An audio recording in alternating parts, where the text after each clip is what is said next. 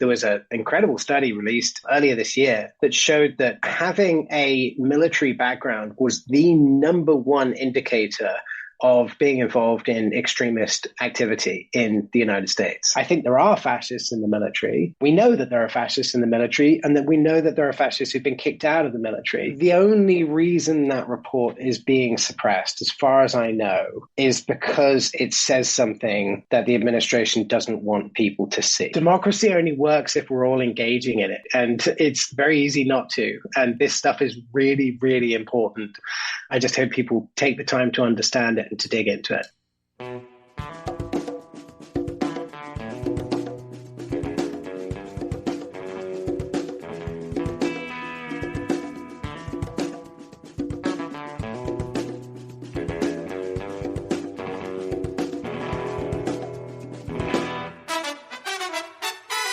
Welcome to episode 170 of the Refuse Fascism podcast, a podcast brought to you by volunteers with Refuse Fascism. I'm Sam Goldman, one of those volunteers and host of the show. Refuse Fascism exposes, analyzes, and stands against the very real danger and threat of fascism coming to power in the United States.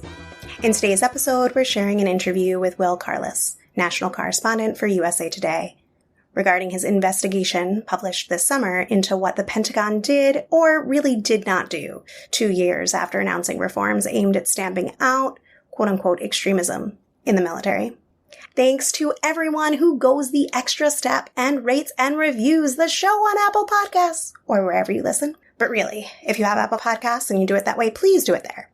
If you appreciate the show and want to help us reach more people who want to refuse that fascism, be a gem and go write a review and drop 5 stars wherever you get your pods. Tell Podcastland why you listen, and they should too. Subscribe, follow, so you never miss an episode. And of course, keep up all that great commenting, sharing on social media and the YouTubes. And I want to give thanks to our patrons and show sustainers. We really could not do this without you. Become a patron for as little as $2 a month over at patreon.com/refusefascism. So this week, let's start off with some shout outs. First, to the women of Mexico who through courageous, relentless protest decriminalized abortion nationwide this past week. May we follow their lead, join them in raising the green bandana for abortion rights, stepping outside the confines of official politics, and filling the streets for legal abortion nationwide now. Shout out to Paul Street, member of the Refuse Fascism editorial board, and the Revcoms for protesting outside the Jason Aldean concert last night. Refuse Fascism delivered the message, no lynch mobs in or out of uniform, no good old boys preparing for civil war. In the name of humanity, we refuse to accept a fascist America. Stay tuned for our socials at Refuse Fascism for video of the event. We want to give cheers to the 5 people, including faith leaders, who this past Thursday, September 7th, chained themselves to equipment at the construction site of the Cop City project in Atlanta. They delivered a people's injunction, and we will have more coverage on this story soon. We have to mention just some recent developments from this past week as they relate to the fascist threat in the United States before I share my chat with Will. First, take seriously this from Mike Huckabee in his opening monologue on last Saturday's Huckabee program. Do you know how political opponents to those in power are dealt with in third world dictatorships, banana republics, and communist regimes? Well, it's simple. The people in power use their police agencies to arrest their opponents for made-up crimes in an attempt to discredit them, bankrupt them, imprison them, exile them, or all of the above. And if you're not paying attention, you may not realize that Joe Biden is using exactly those tactics to make sure that Donald Trump is not his opponent in 2024. Here's the problem. If these tactics end up working to keep Trump from winning or even running in 2024, it is going to be the last American election that will be decided by ballots rather than bullets. Nothing to see here. Just Mike Huckabee, another Republican fascist, threatening civil war if Trump doesn't win in 2024.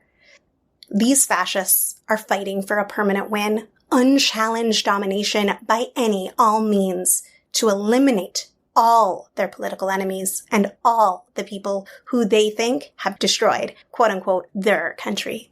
As Chauncey de Vega aptly underscored in a recent article for Salon, quote, if Donald Trump was a private citizen and he was threatening his neighbors with violence and other harm, he would likely be put in jail or otherwise removed from society. But Donald Trump is not a regular person. He is a former president who commands the loyalty of tens of millions of people. When a person tells you who they are, believe them. That wisdom and warning most certainly applies to Trump and his MAGAites and the other neo-fascists and members of the white right. Denial will not save you, no matter how much you wish it would, end quote. As we say on the show, and will continue to say, the times demand bold truth-telling, no matter how unpopular. Struggle, not complacency. In related news, the Proud Boys' supreme leader, Enrique Tarrio, was sentenced to 22 years in prison this week, the longest prison term handed out to any of the more than 1,100 people so far prosecuted for the coup attempt on January 6th. A few other key leaders have also received sentences of over a decade in prison for their roles in the January 6th insurrection. As good as this accountability is, it's important to take note that the Proud Boys haven't grown to where they are through Tarrio's visionary leadership, but instead as a necessary accessory to the larger fascist movement. Andy Campbell has a great piece up on HuffPost titled, Proud Boys Didn't Just Crash an Election, They Upended the Next One. It's linked in the show notes. And this tweet from him really sums up a lot. He tweeted, quote, 5 Proud Boy leaders are going to prison over Jan 6th, but the gang isn't going away, nor is the violence they normalized within GOP politics. The political violence of Jan 6 is already a threat to the next election and beyond, end quote.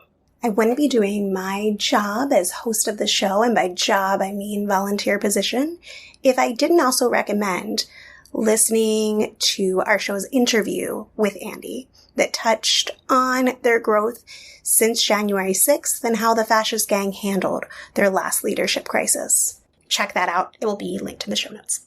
To drive home the poignancy of this week's interview, 2 of the Proud Boy leaders who were sentenced recently were veterans, and one, as Jeff Charlotte pointed out, received preferential treatment precisely for that. Quote, 17 years for Joe Biggs is way less than federal guidelines. In handing it down, Judge Kelly, a Trump appointee, admired Biggs' military service, which should have led to a heavier sentence, not a lighter one. He used the training given him by the U.S. to try to overthrow it, end quote. As the prosecutor pointed out in court, Biggs, quote, acted as the tip of the spear, end quote, as the mob entered the Capitol and, quote, throughout the attack, maintained command over others, end quote. The Trump-appointed sentencing judge, Kelly, also diminished Biggs' sentence for his entirely see-through veil of remorse, one which he immediately discarded after sentencing, telling InfoWars interviewer that he did nothing wrong and that Trump would pardon him once he came back to power. We couldn't run this episode without talking about the completely outrageous RICO charges and political prosecution Stop Cop City activists face. For over a year, activists have been mobilizing to stop the sprawling police training facility, the Atlanta Public Safety Training, and rightly labeled Cop City by the opposition. If built, Cop City would be the largest police training compound in this country, training police from around the world in militarized tactics. As Atlanta Forest Defenders has commented, quote, the construction of Cop City and the destruction of the South River Forest have continued, despite over 100,000 Atlanta residents signing a ballot initiative calling for a referendum on the issue. The city of Atlanta has fought the referendum with technical obstructions, end quote. On January 18th, Georgia State Police shot and killed Manuel Tortuguita Terán as they camped in the South River Forest to stop Cop City. This past Tuesday, September 5th, Georgia Attorney General Christopher Carr announced indictments against 61 Cop City protesters on RICO and money laundering charges, accusing them of being part of a quote-unquote criminal enterprise to stop Cop City. These new charges are on top of the dozens of domestic terrorism charges that have been heaped on those who have protested in opposition to Cop City. Activists with the Atlanta Solidarity Fund have been indicted on 15 counts of money laundering for their work to provide bail money and legal aid for protesters. These are extremely ominous charges, clear acts of massive political prosecution, and something that all who are concerned with fascism should not only pay attention to, not only sound the alarm about, but vigorously protest while defending those who are coming under attack. We urge people to read the indictments in full, in addition to the Atlanta Community Press Collective's coverage, linked in the show notes. Take note of the retaliatory connection to the beautiful uprising for Black lives and the naming of anarchism, collectivism, mutual aid, and protecting the environment at all costs as fundamental ideologies and practices that they are classifying as terrorism. Kiana Jones, a Stop Cop City organizer with Community Movement Builders, who'll be on the show next week, noted in her interview on Democracy Now! That, quote, a very clear message was sent with this particular RICO indictment. We see that the date on this indictment reads May 25th, 2020, the date that George Floyd was murdered, the date that people all across the country stood up and said, enough is enough. We don't stand for police terror, excessive violence, and brutality, and the senseless killings of innocent Black people around this country.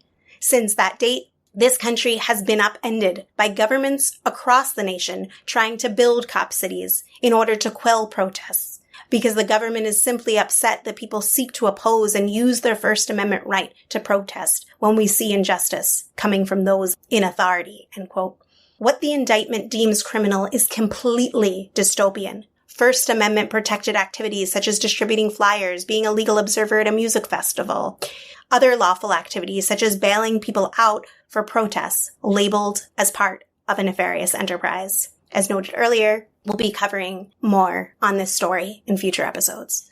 While on the topic of nefarious, Elon Musk has been continuing to cross the boundaries from conspiracy theorist to outright anti-Semite in a campaign he has now adopted to quote-unquote ban the ADL, referring to the Anti-Defamation League. And there has been a lot of really good reporting covering Elon Musk's anti-Semitism and platforming of anti-Semites, and we're not going to go into it here. Maybe we'll do it in a future episode. Our resident billionaire, quote-unquote free speech absolutist, has taken up this slogan from the fascist sections of Twitter, which is becoming more and more dominant, in response to the ADL's seemingly effective campaign to get companies to stop buying advertising space on a platform that caters to anti-Semites. Musk has not only used the hashtag, but advanced anti-Semitic tropes in his tweets, all the while being the one responsible for unbanning actual Nazis and other fascists of various stripes, and subsequently following and retweeting a number of them. A wave of articles and tweets comparing Musk to Henry Ford has followed and is quite apt. Some have used progressives' criticism of the ADL to diminish the importance of what's happening here, or even say it's a good thing. But the danger of this is glaring.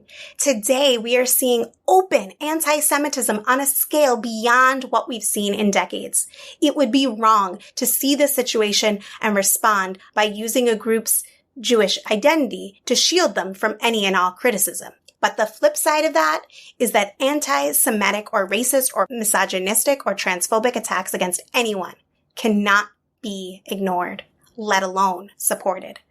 With that, here's my interview with Will. More than 2 years ago, Defense Secretary Lloyd Austin launched what was a sweeping initiative that was instigated by the January 6th insurrection with the goal of rooting out the threat of extremism that was rampant throughout the United States Armed Forces. But today, the military has almost nothing to show for its efforts, a USA Today investigation has found. To discuss this, I am glad to have the help of Will Carless, national correspondent for USA Today. Will covers extremism and emerging issues nationwide for USA Today. He has done impressive investigative reporting on white supremacy and what we on the show would classify as fascism within the U.S. military. Thanks so much, Will, for coming on. Thanks for having me on. on the show, we do talk about the fascist movement that we see. We use that term simply because it's more precise in terms of what we're looking at and what we're addressing. A movement that foments and relies upon xenophobia, white supremacy, the most overt misogyny, and that it's doing so in service of consolidating power. And once power would be consolidated, it would eliminate any civil or democratic rights. The overt rule through brute force, that is kind of what we're looking at. And that's why we use that term. So that's why I think that's a good place to start, because extremism can be a euphemism for a lot of things, I think. Right. And that's why we need to just start with that. I think that language to guide our conversation forward. Sure. Yeah. As the Biden administration came into office, Defense Secretary Austin announced this initiative to investigate and root out radical white supremacy in the ranks of the military. And I'm hoping that you could talk a little bit more about what compelled this. The months after the January 6th insurrection, when it was becoming increasingly clear just how many people who had been involved in that storming of the Capitol had military backgrounds or indeed were currently serving in the military. It had sort of become so glaringly stark that there was a very strong correlation there that Defense Secretary Austin really kind of grabbed the bull by the horns and said, we're going to acknowledge really for the first time ever that this is a problem and that we need to do something about it. And it's hard to overstate just how revolutionary that was. I mean, we're talking about an institution that traditionally, it's been extremely kind of toxic and extremely taboo to ever even suggest that there is a relationship between extremism and the military. And that, of course, some elements of society remains to this day, right? And that's part of the reason that I get into in my story. But what Austin was saying that was so extraordinary was he was saying, look, there's clearly a problem here. And we need to get on top of it, and we need to really institute some changes that will both, the way I categorized it in my story is that will stop extremists entering the military, that will find extremists who are in the military, and that will protect veterans and people kind of transitioning out of the military from being recruited by extremist groups. So it was this kind of like real wholesale package to tackle this problem that anybody who knew anything about extremism had been talking about for decades, but that had never really been acknowledged at any high level, let alone by the Secretary of Defense of the US military. Before I hit record, you were mentioning about the long history of there being this white supremacist, violent, anti-government from the right presence within the military for some time. How do we know this? We know it because the data shows us that. There was an incredible study released earlier this year that showed that having a military background was the number one indicator of being involved in extremist activity in the United States. Now, I want to stress a couple of things here. Extremists are rare. There are not that many extremists. So now, at least in terms of the way that I define it, in the terms of the way that most sort of academics define it.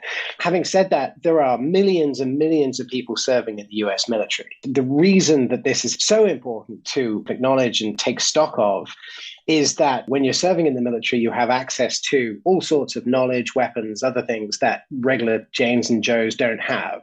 There's sort of kind of like a magnifying factor that makes it particularly important. Like every military affiliated person who's an extremist is kind of much more potentially dangerous than just an everyday person who doesn't have the kind of training and special knowledge that they have. That's why this is particularly so important.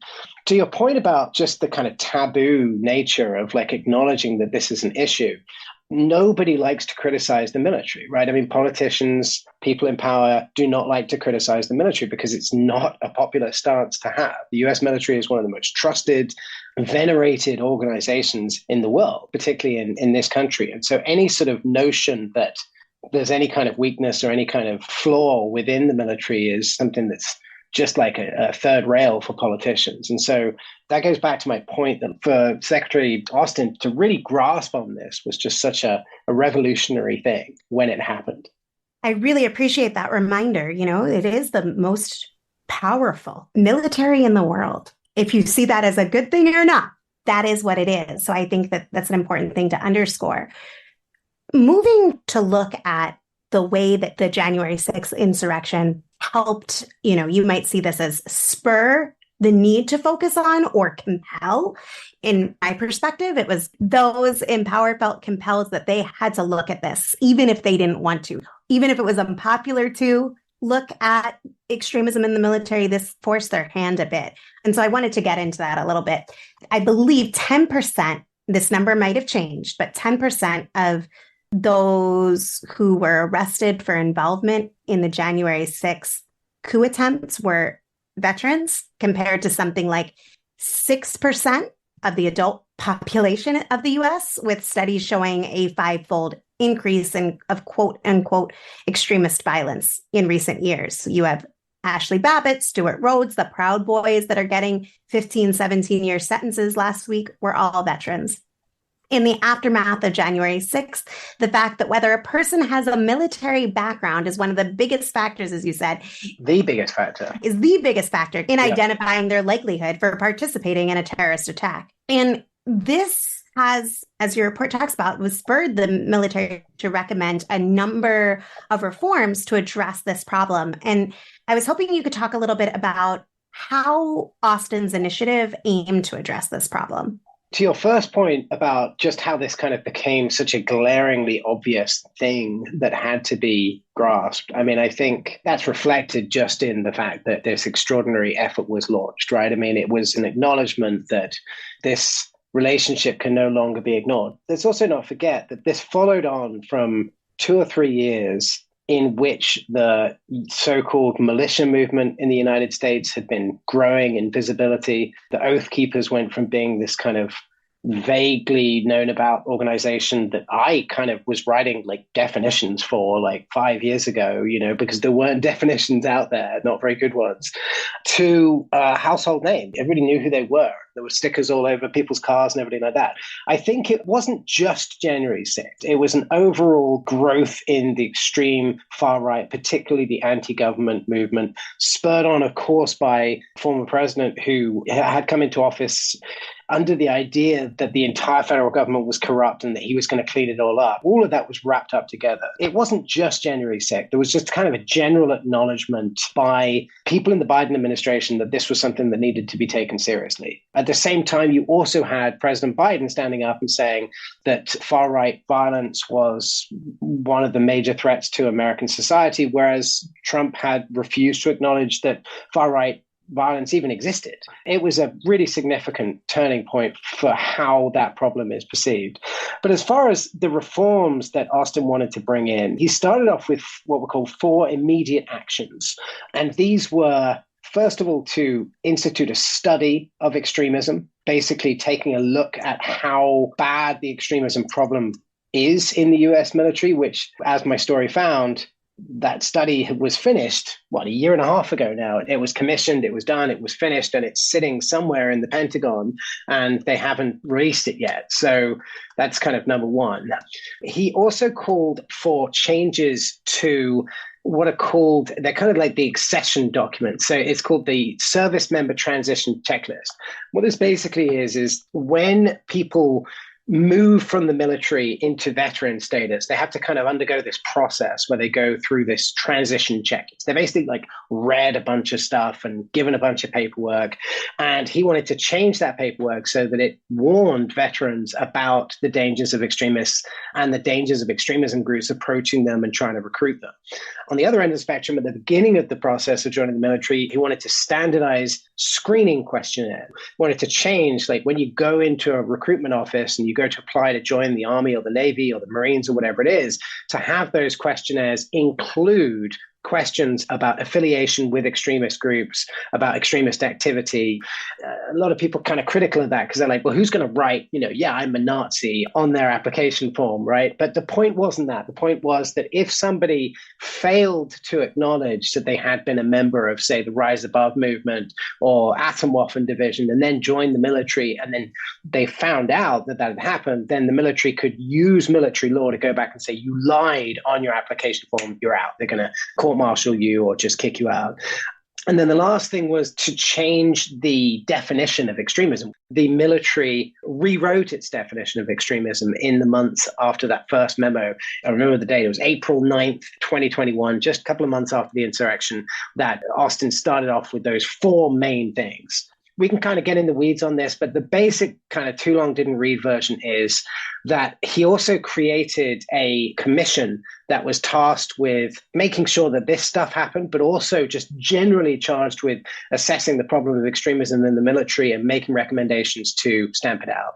And this commission met throughout 2021 and issued a report at the end of 2021 in which there were an additional 16 or so recommendations that they put out that kind of both broke down the recommendations that Austin had come up with originally and kind of made them more granular and more specific, but also came up with some new things that they wanted the military to do. So you ended up with, essentially, it boils down to like 20 deliverables, 20 things that the military was told to do to try and solve this problem. That's what he proposed. And this was he being Secretary of Defense, Lloyd Austin. This was right after he took office, January 2021. A big part of it was this audit of quote unquote extremism in the military, along with the other measures that you just walked us through, designed to thwart fascists from entering the military, engaging with fascist propaganda. You investigated these measures and found, to put it nicely, some serious shortcomings in their implementation. Can you tell us about what happened or what didn't happen? I think it's good if I kind of explain my methodology. So what I did was I looked at that initial memo. I looked at the report. I read this report with a fine-tooth comb, and I pulled out of it these 20 deliverables. I then sat down and wrote a very detailed email to the Department of Defense saying, here's what you said you were going to do. What have you done? Come back to me and tell me what you've done. They then took months and months during which they said, we're investigating this, we're working on this, during which I had sources in the Department of Defense who were contacting me and saying, this has really caused a real stir here. Basically, you're calling us on this and we haven't done any of this stuff. But essentially, I got to be very careful how I describe this. They came back to me with definitive answers on a couple of these things and some vagaries on some other of these things, and then just no answer at all on most of these deliverables. And so my conclusion from that was there are a couple of things we can point at that they have done. There are a few things that they've sort of started, but they haven't really finished them, and we're not quite sure what's going on with them. And then there's a bunch of stuff that they just have not done, or at least cannot show me that they've done. And so that's kind of where it comes down to. It's like most of it they didn't do, some of it they did, and a few things it's not quite clear. What was done?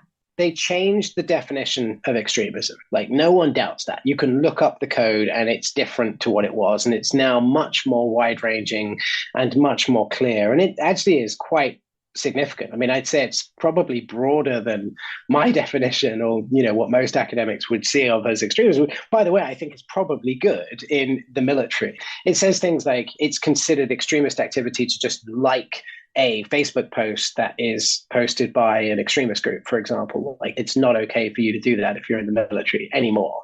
Post, I think it was May or something, 2021, that they changed this definition.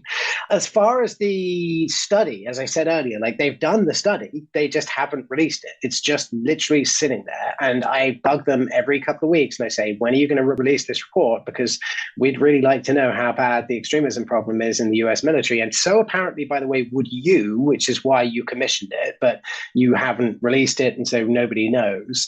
And then as far as the other stuff, the screening forms, there was some confusion. In addition to asking the DoD, I put out public information requests to all the branches of the military saying, please send me your screening questionnaires because you were supposed to standardize them according to these rules. And literally, I got an email back from the Marines, for example, saying, we don't know what you're talking about. We don't know what a screening questionnaire is. And it's like, well, I don't know what else to call them other than what the Secretary of Defense called them in his own memo. Here it is. Here's a document with it on there. Do you have these? And I'm still waiting to hear from them.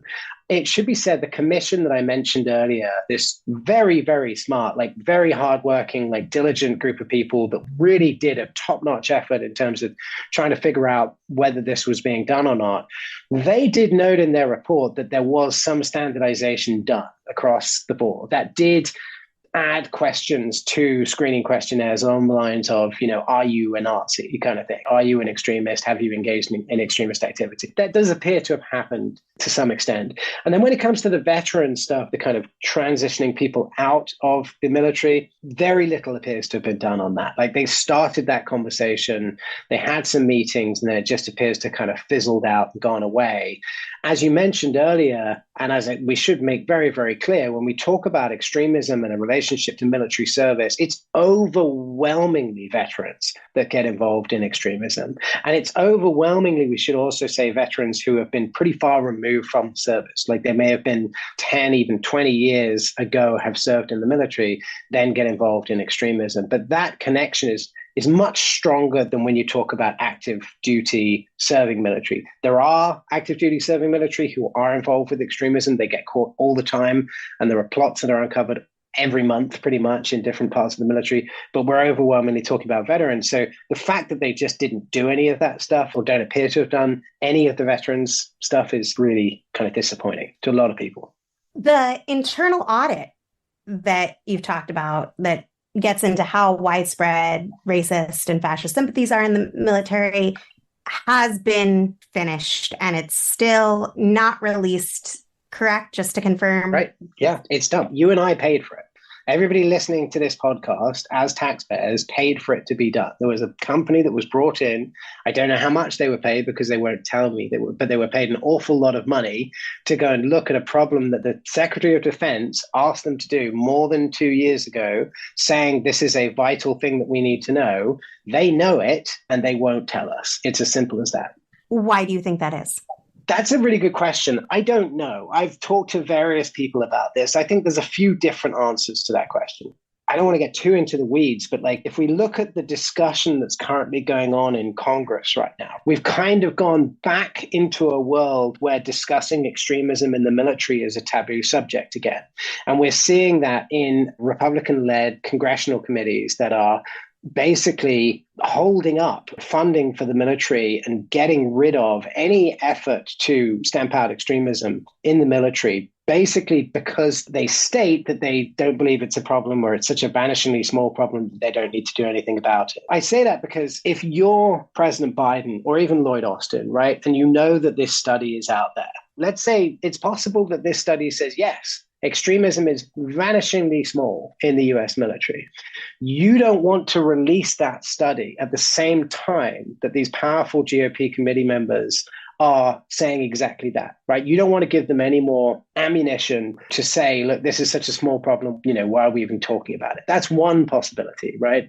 The other possibility is that the study shows that there's absolutely a massive problem with extremism in the US military. You don't really want that to come out either, because that is extremely controversial. It's going to cause a huge brouhaha in Congress and elsewhere, and it's going to give the Republicans a chance to paint Biden and Austin as being anti-military. They're going to say, look how biased these people are. They've put out this report saying that there's extremism in the military. So look, again, we've paid for this study. We've done it. It's vitally important. There are researchers across the country who would love to take a look at what that report states. And I think absolutely it should be released to the US public. I don't think there's any excuse not to, regardless of what the political repercussions might be. I think we have a right to know what they found out. Yeah, I think that there is absolutely a right to know that extends beyond the fact, as you said, that it was paid for, that it's done. There might be instances where something is finished and there's a need to do more before it comes out. I don't pretend to know all the ins and outs. They haven't argued that, right? I mean, but there's been no case made.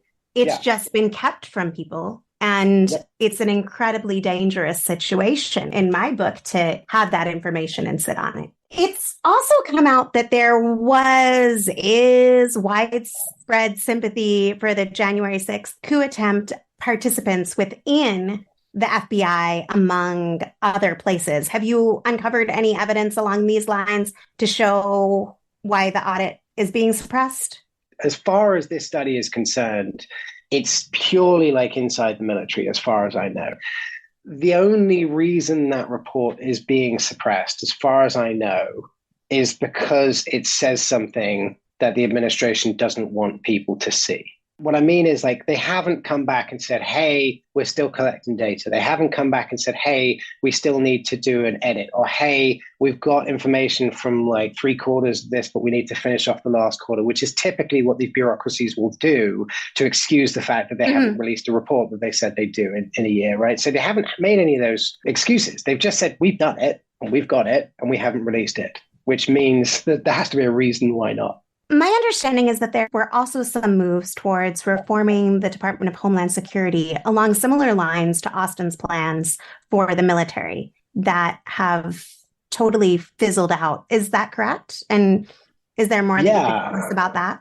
I don't know a huge amount about that. I know that a few weeks ago, a group of Congress people wrote DHS Secretary Alejandro Mayorkas a letter asking what was up, essentially saying, hey, you guys were going to do all these reforms too. Like, what's up with that? What happened to them?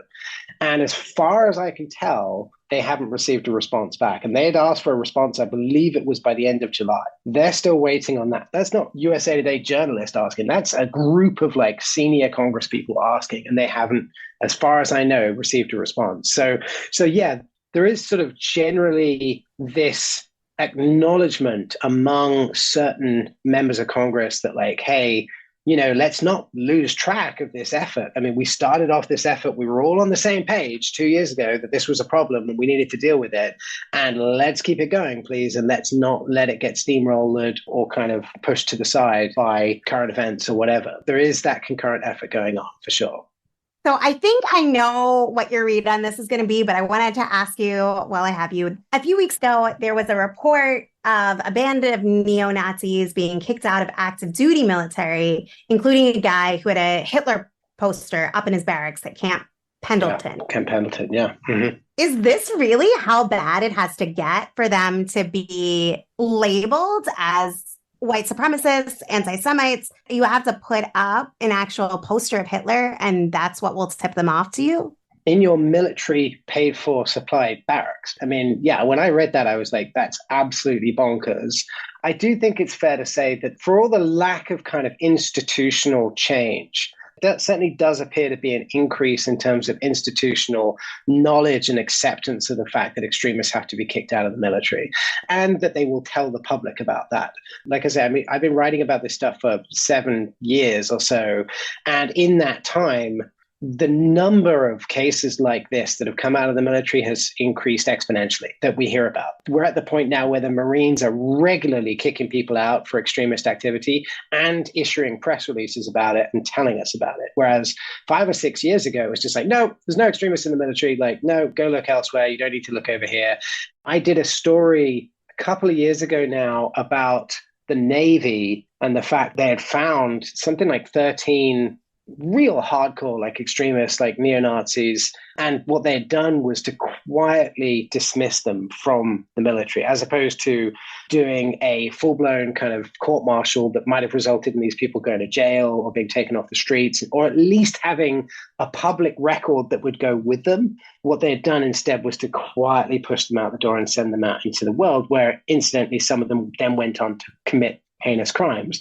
So I make that point because I think that was very much the ethos in the military for a long time. I'm not a military reporter, but I do cover this part of it. And I do think most military reporters would agree that we've moved into a more transparent, open paradigm than we were in before. By no means perfect, but at least we find out about the guy who had the Hitler flag on his wall, right? Whereas I don't think we would have found out about that 2-3 years ago. Yeah, I think it's just disturbing to see, okay, we hear about those instances, you see the rise of those instances, those press releases, and that's disturbing. But when you see how overt those cases were, how blatant those cases were, there is the question of, is that how far it has to go for them to be tipped off? And obviously, I don't know the answer to that, but based on the fact that they're doing press releases for those things, that it is problematic is not the right word. Right. We don't know because a public report isn't available, but we get the sense because we do know about the Mike Flynn's. We do know that this is a military that is infected with those who side with fascists. And we don't know the extent to it. I don't have all the data, but we know that it's through the command. And so there is a deeply troubling situation that is only exacerbated by the fact that we don't know everything. In the sense of this being the largest imperialist power in the world, we're not going to know everything. And there's data on this too. They regularly survey active duty military and they're asked, to what extent have you seen evidence? Like, I'm just reading a story here in the Military Times, right? The Military Times does a survey, I think every year, maybe every few years. And this one from 2019 found that 36% of troops who responded to the survey have seen evidence of white supremacist and racist ideologies in the military. And that was a significant rise from the year before when it was only 22%. So like, there's data that shows that this is a problem in active duty military. Anybody can go and ask anybody they know who has served in the military, particularly people of color, and ask them, did you see evidence of extremism in the military? And I've personally done that with people that I know. And they come back, of course, there are neo-Nazis in the military. Of course there are. I mean, like, there are those groups in civilian life too. But the fact that for so long these groups were sort of allowed to go under the radar is pretty alarming. Part of this effort that I wrote about is defining what extremism was. And so there was a very vague definition for extremism in the US military code. That's much more clear now. Whether that's part of the reason why these cases are coming out now and are being prosecuted and are being court-martialed and documents are being released to the public and everything else, I don't know. But those two things do kind of coincide. We had Jeff Charlotte on not so long ago, and he made what I thought was an important point, that the threat of civil war doesn't come simply from deranged fascist thugs with guns, as dangerous as that may be. I'm talking about like the Proud Boys or Oath Keepers, but it arises in large part from the possibility that in a political crisis like a contested election or a coup attempt, sections of the military may not know whose orders to follow or may choose to fall in line with a fascist political leadership. And so I think it's possible that Austin was never serious about this initiative in the first place, and this was all just a show. But it also seems possible that there is significant institutional pushback and obstruction to rooting out violent white supremacists, which, in my opinion, might be even more alarming. For ordinary, decent people, we can understand the danger and the gravity of having this metastasizing cancer of fascism throughout our society, but how it's especially dangerous to have those among those members of society that are armed and trained in the use of ruthless violence. Sure. But what do you think is going on with these people in power who clearly have some inkling of the threat, like Lloyd Austin, but who are acting in very limited and honestly impotent ways, issuing audits, proclamations that don't ever get acted upon? I personally believe that there are very, very few bona fide extremists as a percentage of the US military. I think it's probably equivalent to the number of bona fide extremists in the general public, maybe slightly elevated for various reasons. But I still think that it is an extraordinary minority. I think there's probably a more significant number of people who flirt with racist ideologies, who flirt with fascist ideologies, who flirt with extremist ideologies of various different stripes, but who aren't real dyed-in-the-wool extremists who would sort of take sides in a conflict. I think that number is very, very small as a percentage. And I think that the pushback against this effort comes from the conservative side of government. It's GOP Congress people in general who like to say there's no such thing as far-right extremism. There are no white supremacists. Roger Stone told a radio show I used to work for, there are no white supremacists in America. Just openly said that. And there's a very clear reason why they do that. And it's because those people represent the very worst faction of the belief that they believe in, right? I mean, they're the very worst and most distasteful and most disliked and distrusted faction of the right. Okay, so if you're a mainstream conservative, it's easier to pretend that those people don't exist than it is to acknowledge them, but to say, okay, I know they believe in a lot of what we believe in, but they're not us. They're not the same as us. So I think that that's more what this obfuscation effort is about. To be clear, like, I do think that there is a genuine obfuscation effort underway to limit the sort of perceived scope of this problem and to handle it. And I'm sure that if I could put on magic glasses and see what Lloyd Austin was up against and what he has met in trying to get these things done, I'm sure I would see an enormous amount of conservative backlash and pushback against him. And in fact, that's been detailed by other very good reporters who've written about this subject, who have talked exactly about that, about the amount of pushback that these reforms got from inside the military and from inside Congress.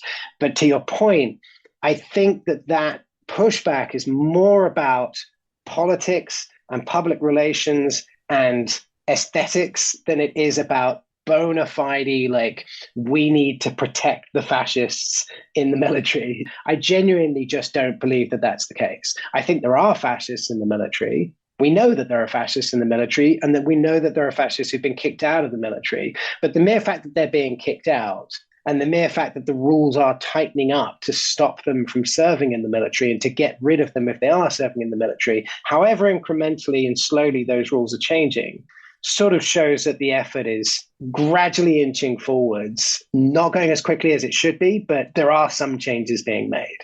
I think that there is a situation that the Lloyd Austins and others are in. They're between a rock and a hard place of trying to keep this going, to keep this military going, to keep this empire going in a way that is based on forcible exploitation, while trying to expunge maybe the worst oppressors from their enterprise while keeping it going. And I think that there is contention there, including what potential that could open up if they were to, even at minimum, expose the worst of the worst. What that would open them to within the ranks of the military, what that would open up to within those in political power, whether it be Congress or otherwise. And in this country where you talked about the military is so revered in a way that's really uniquely American, I think that that is a thorny place. And also what that might open up in terms of how they're looked at in the world, in the international perspective, especially with the situation in Ukraine being such an effort. As a Brit and as somebody who spent most of my life not living in the United States, I can say, like the US military hasn't made a lot of friends around the world, around the rest of the world, right? And is certainly not in any way revered. I mean, there are some countries, obviously, where military action has been massively important in protecting those countries, but there's an awful lot of places where they don't view the US military as a positive force whatsoever, and that's just a fact. In terms of the scope of what my article is about an acknowledgement, however brief it was, and to whatever extent it still remains, that the very worst of extremists exist within the military and within the veteran community.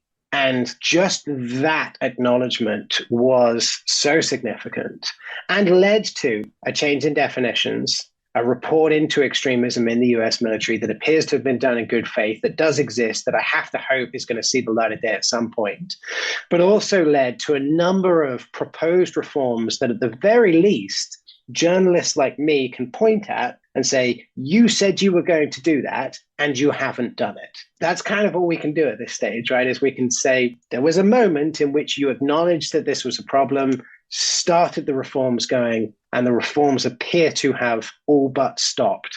And I think it's important that everyday people, taxpayers, everybody knows that that's happening. And I'm going to continue to report on that until it changes. And if it changes, great, we'll keep reporting on it. But that's certainly not where we're at right now. I want to thank you so much for coming on and sharing with us your expertise, your time, your perspective. And I wanted to just give you the opportunity, if there was anything that we didn't talk about that's related to this story that you wanted to touch on, I just wanted to give you the opportunity to do so. This is a very dense, detailed story. It's got a lot of moving parts. It can get pretty dry. I think that the important elements of this are in the details, and one example I'll just bring out that my reporting found was this commission that was tasked with looking at the reforms that were already underway and suggesting more, basically said, look, what we should do is we should set up this kind of supercharged internal affairs unit within the US military where people can report instances of extremism too. So that 36% or whatever of people in the military who are seeing extremism would have an independent place that they could go without fear of repercussions to report extremism that could then act upon those, investigate them, and take action if necessary. And that just never happened. That was just a reform that was very well thought out. They talked to all the people involved, all the stakeholders, and they said, we should do this. And then they didn't do it.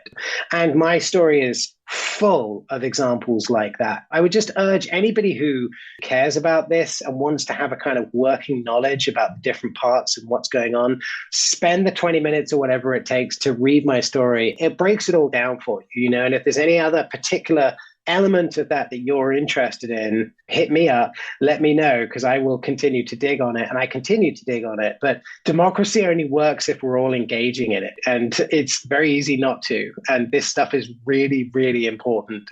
I just hope people take the time to understand it and to dig into it.